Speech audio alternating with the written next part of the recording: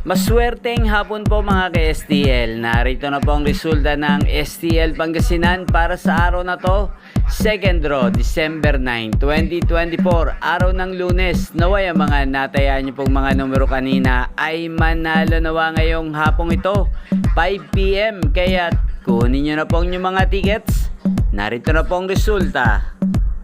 Ang mga numerong nanalo sa STL Pangasinan ngayong hapong ito, December 9, 2024, 5 PM. Second draw result, 9 at 40 in exact order. Sa lahat po ng tumaya kanina sa STL Pangasinan para second draw ng 9 at 40, congrats po sa inyo. Panalo po kayo. Again, 9 at 40.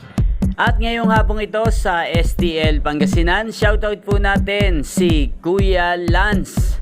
Kuya Lance ng Pampanga, shoutout po sa iyo. Naway, nasa mabuti ka pong kalagayan. At ang mga numerong tinatayan mo sa STL Pampanga, sana ay manalo na po ngayong araw na to.